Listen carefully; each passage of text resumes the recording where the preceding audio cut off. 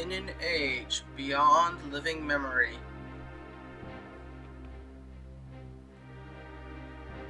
a devil's shade cast upon our land, plunging it into the deepest darkness.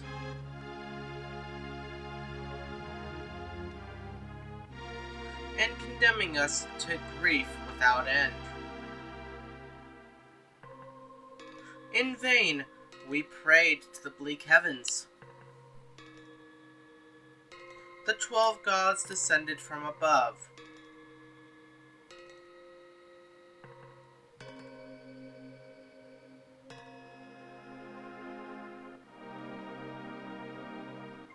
To lead the charge against the great evil.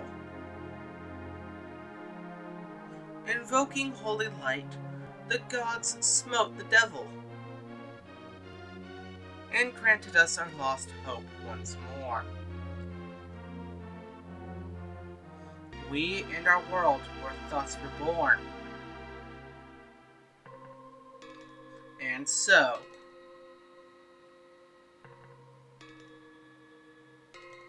as time flows endlessly on, our nightmare has faded into legend. Hello, and welcome to the Fire Emblem Retrospective. This is your host, the Great Riak here, and I would like to welcome you all to what I would like to call the now second best game in the series, and honestly, my second favorite game of all time. Welcome to Fire Emblem Genealogy of the Holy War. Wow, it's been a while since I've done one of these. Last time I was actually even doing these, holy shit. It was over a year ago, when Fire Emblem 3's retrospective came out, Three Houses didn't even have anything close to what we knew about it, it's just oh, this is coming out on the Nintendo Switch, E3 2018 talked about it, and then we had nothing. Now that game's released, and has been released for 8 fucking months. And at the time of this recording, tomorrow's the 30th anniversary of Fire Emblem, when it was the 29th when I started writing the script. Oh, how time flies when you're recording time flies when you're scripting and recording shitty Let's Plays. But anyway, enough about that. Let's finally get on to the show. I just wanted to include this because, well, it really has been a while, because I was trying to get these out every 2 months. But, well, we see how the hell that turned out. Anyway, let's actually begin. Now, before we begin, I need to establish some things. First, I'm breaking a rule that I normally don't for these, and that would be making comparisons to how the story is told between two different things, that being this regular game and the Mitsuki Usawa manga, to compare how plot points were done between the two mediums, and how well they were done. Though this really won't apply to this first video, because honestly, it's not until the second video where it really starts to matter. So for now, let's get on with the show. Genealogy of the Holy War was first released on May 14th, 1996 for the SNES/Famicom in Japan, and sold for 498,000 copies. It is the second of 3 games on the SNES, releasing 2 years after the PlayStation 1 had come out, and only a few months before Nintendo's new console, the Nintendo 64, and honestly, it makes sense why it sold less compared to Fire Emblem 3 with those two factors. Nintendo 64 was new and on the way, and people wanted to probably save money for it, and well, PlayStation had wowed people with their technical prowess. But even outside of that, Fire Emblem Genealogy of the Holy War was very different from its predecessor, another factor that probably threw people off. I'm not stating that as fact, just all speculation from my part. Anyway, I feel like it would be best to let the game explain its world itself. Though, before that, we get a nice little look at the events that happened in the land of Jukrul itself, before the game had even started. Honestly, I want to read them out, but you know how Star Wars moves at a speed where even snails can read? Imagine that if you had the Flash's super speed, it would still be hard. I mean, you can read it, but you gotta be a fast reader, honestly, especially as someone who likes to read this stuff, and it's just hard to. Yet the first thing you will notice is that the game is lore heavy, with them going in depth for every little bit they have. Something that I've learned to love about this series. And yet, the true narration begins thus. At the heart of the continent of Jugril lies Granvale, a kingdom founded by Saint Haim of the 12 Crusaders. Supporting the royal family, the heirs of Haim, are 6 noble houses, each also descended from a crusader of old. The 6 states, while still subservient to the royal family, each occupy vast swaths of Granvale's land and maintain mighty militaries of their own.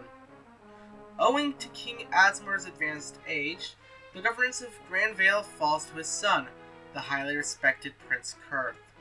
Kurth has 2 trusted advisors in his rule, Lord Byron of House Chalfie and Lord Ring of House Ljungby.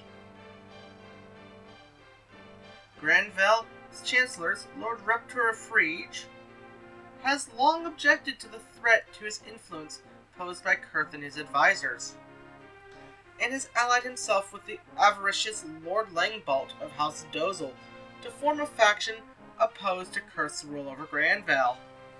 The young Duke of House Veltimer, Lord Arvis, leads the royal guard in the king's care and has so little time for the circus of politics. Only Father Claude of House Ada could foresee the oncoming storm. Into the midst of this tense situation comes dire news from Yggdrasil's east.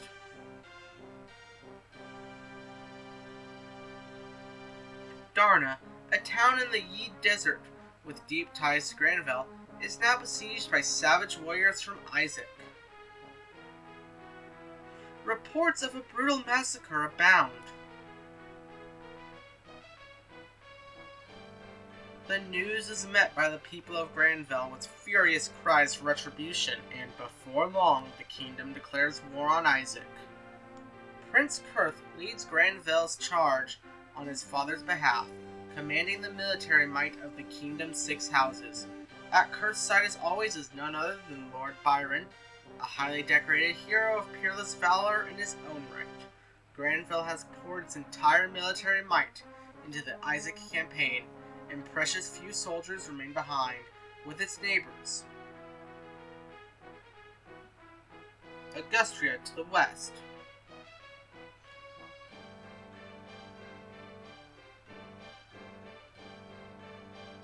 And Verdane to the south, bound in alliance with Granvale. None dare to dream they could ever be threatened.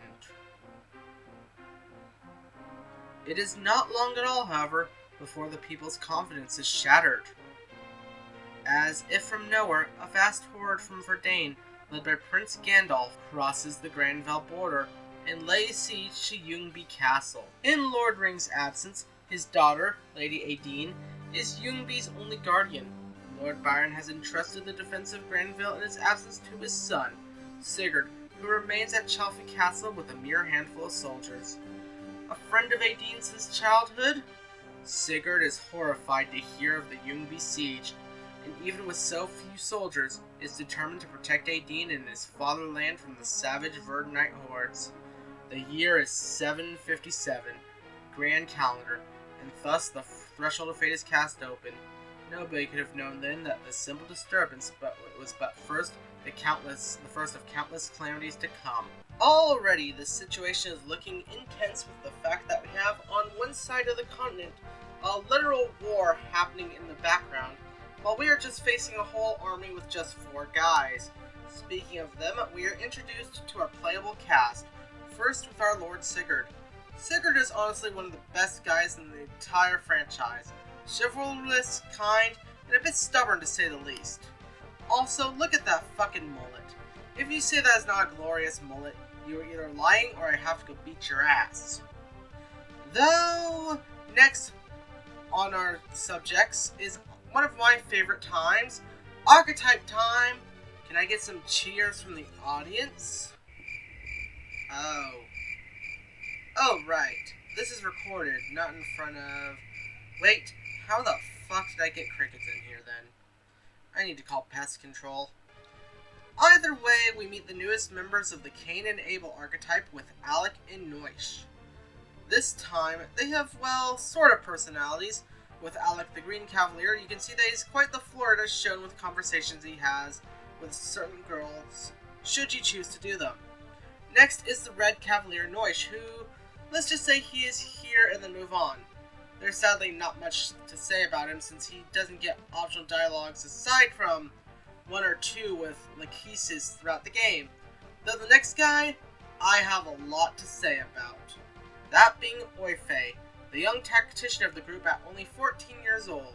Sigurd in the group praise him as a tactical genius, though he's also, as well as we will see throughout the game, good at making sure the group is rational and doesn't get too in over their heads. He also acts in this game as your game over screen if Sigurd dies, riding alongside him into battle a lot of the time. Though there is one more thing to talk about, which I will save for later. Now, though, we meet the last of Sigurd's forces in Arden. Arden is, well, a unique case. I think this dialogue says it best.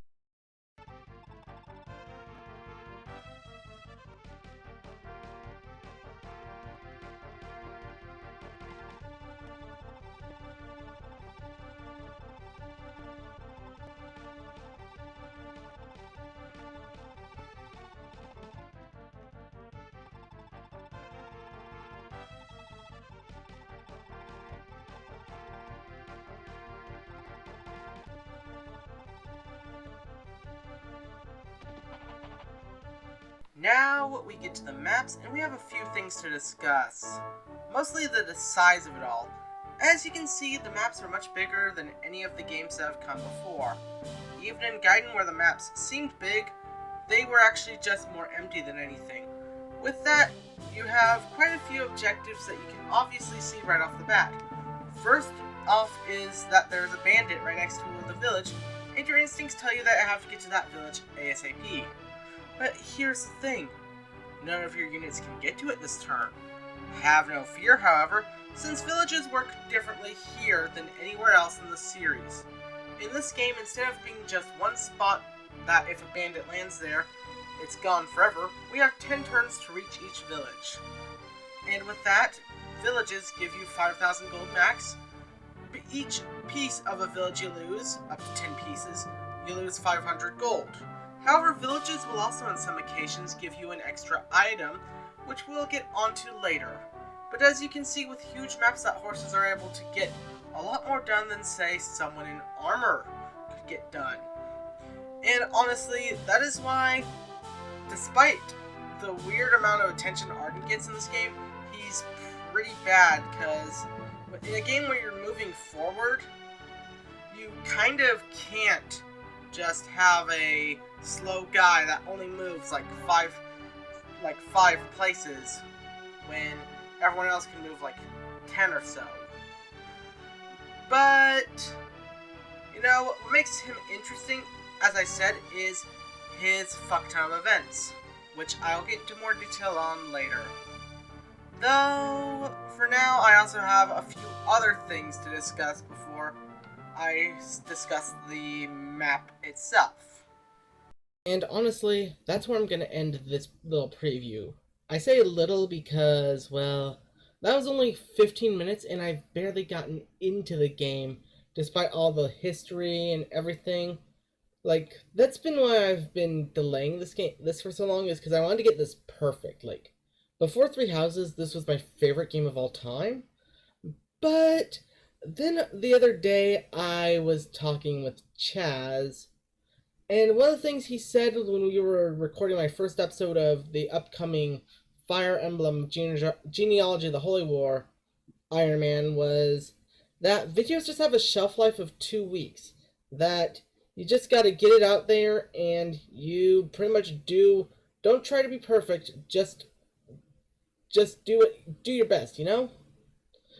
So, I've taken that to heart, and I'm going to start working on this much more actively. The script for this is 75% done. This is all this is all a rough draft of the script that I've shown you guys with the previews. That's why there's so much clunkiness and everything. But I thought I owed it to the people that started following my channel for the retrospective to pretty much just get a preview out there for Fire Emblem Genealogy of the Holy War.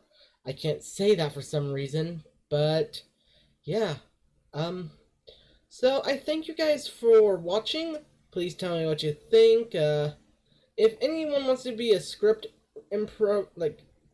reader and help me improve, I would appreciate that greatly, because I need all the help I can get. I'm not going to try to make this perfect. I'm going to try to do this my way instead of trying to be like, hey, I love this game, so I'm going to try to see if I can get editing that's like Chaz's style, because, again, Chaz is just some sort of magical being when it comes to editing. But anyway, this has been the Great Riek, and while I'm still doing my Iron Man stuff, in the meantime, as long as I'm still in quarantine and everything, I'm gonna be working on this. I will make sure it is done before I go back to work.